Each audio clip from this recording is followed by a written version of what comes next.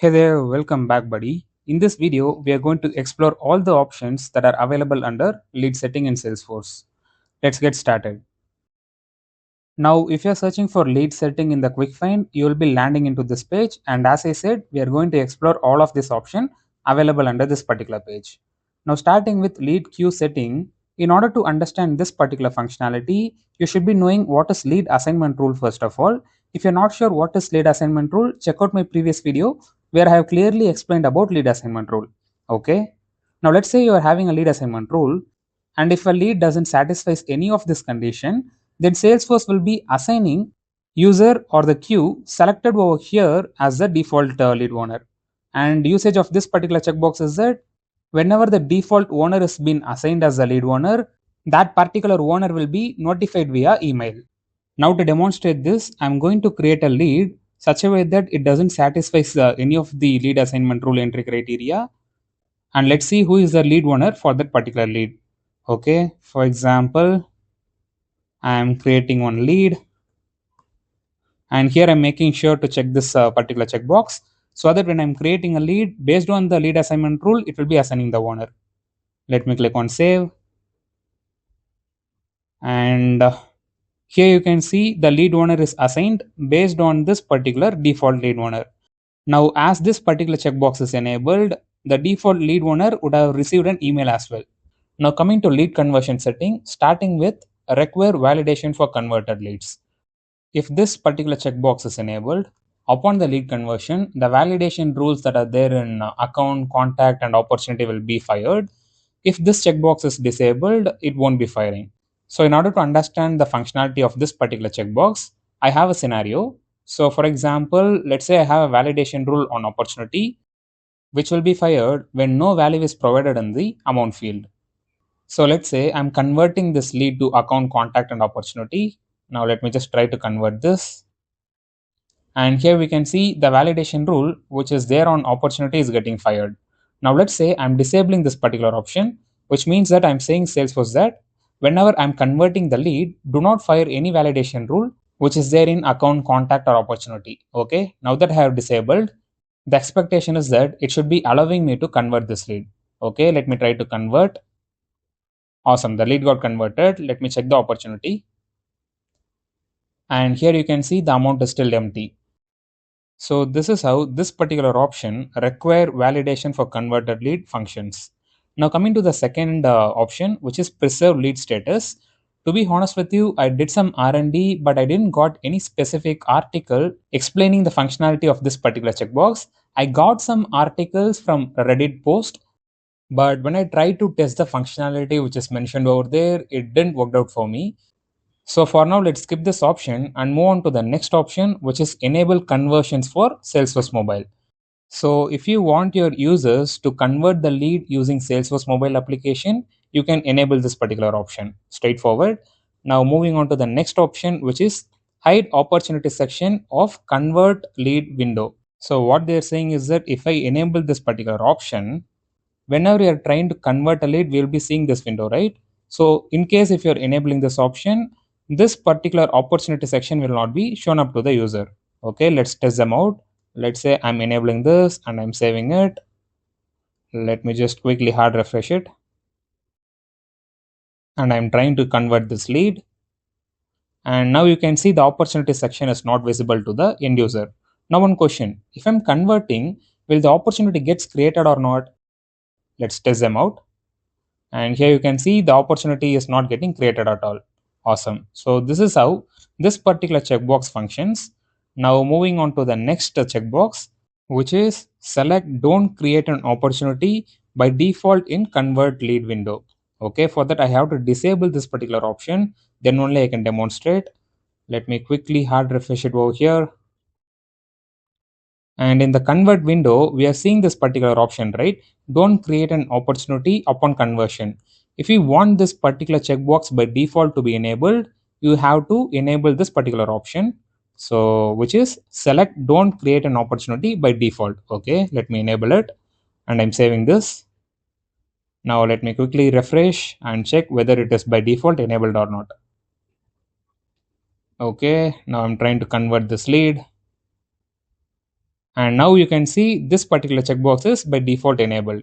And the use of this particular checkbox is that when you're converting this lead, opportunity will not be created. Awesome.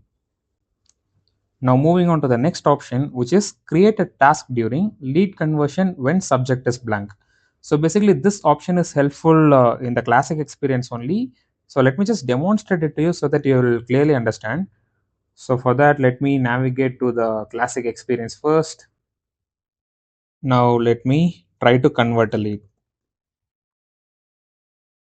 So let's say I'm trying to convert this particular lead in the classic experience. So here it is asking for a subject in order to create a task upon conversion.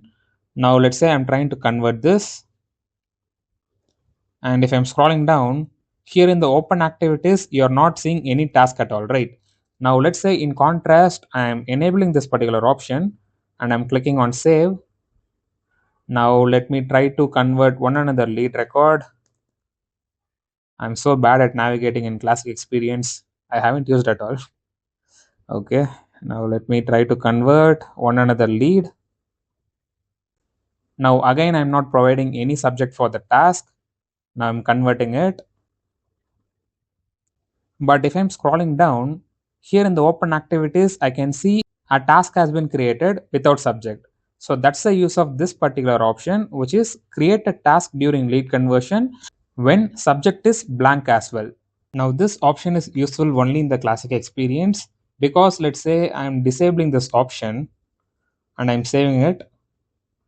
Let me navigate to the lightning experience. Now let's say I'm converting this lead, and here I'll be getting an option to create a new task. So here, even if I'm not providing any subject and I'm saving it,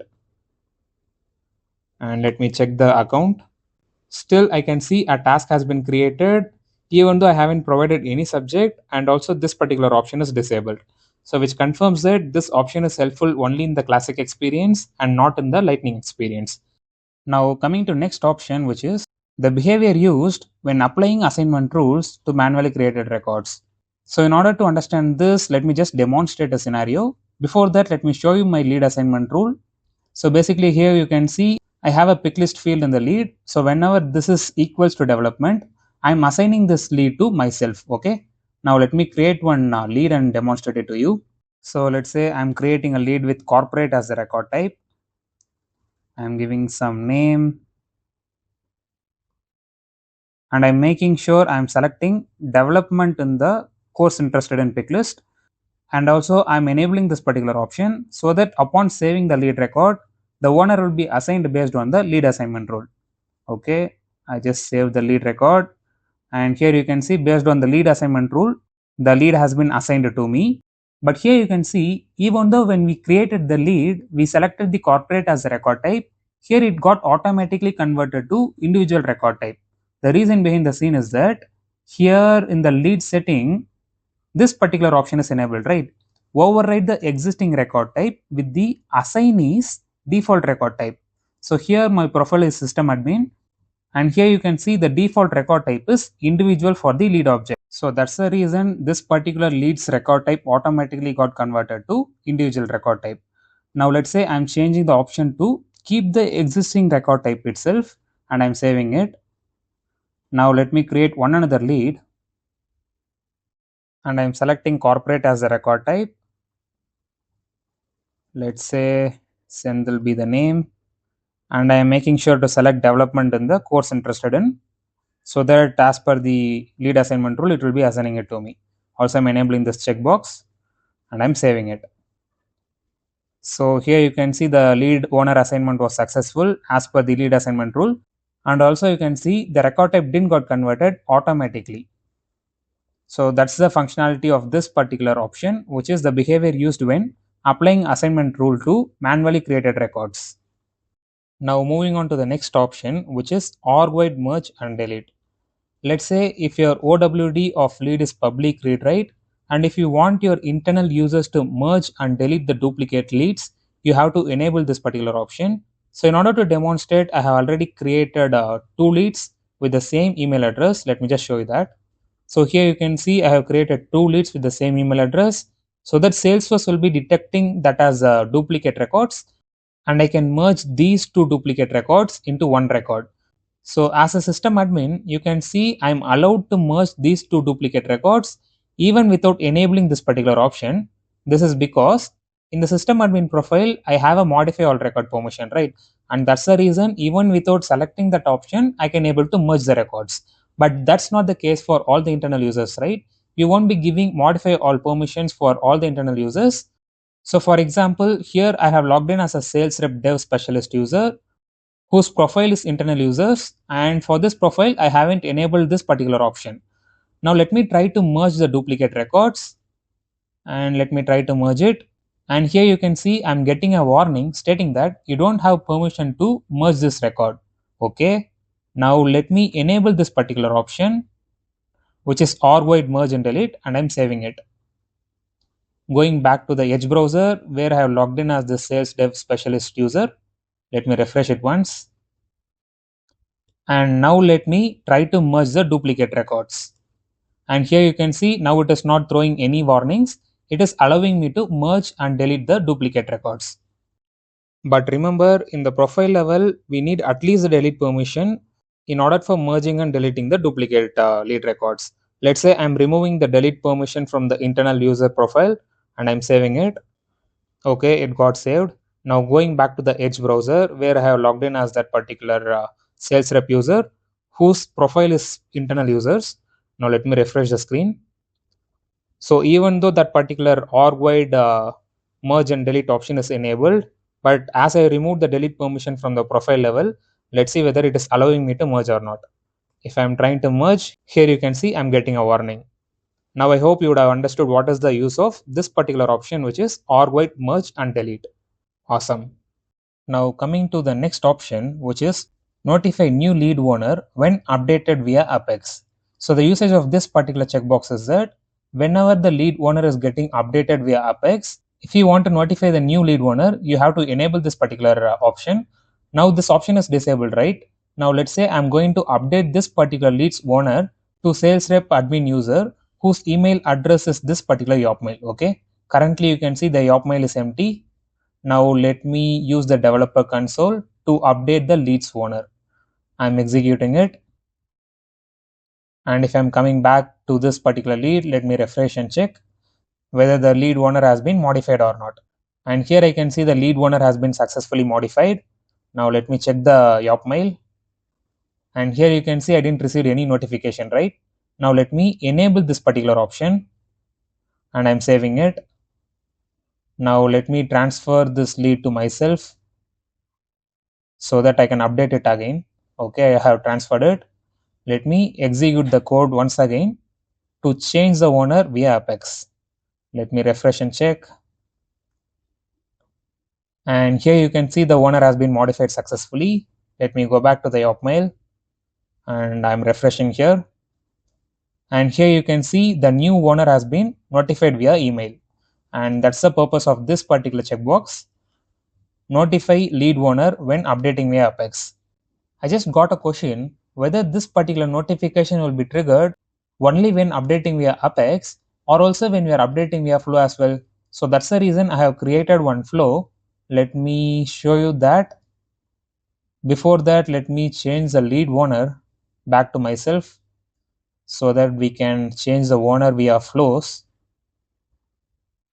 I'm changing the owner to myself. Okay.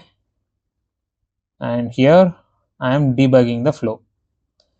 I am selecting Satya1 as the lead and owner as the sales rep admin specialist, and I'm saving it.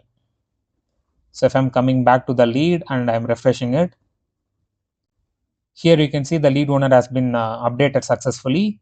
And if I'm going back to the Yopmail and I'm refreshing it, and again you can see the user has been notified via email. So actually it is not only via Apex, even though when you're updating the lead owner via flows as well, it will be notifying the new owner. Okay. If you're just curious what is happening in the flow, let me just show you. Nothing fancy. I'm just having some two lookup choice, one for lead and the other for the user.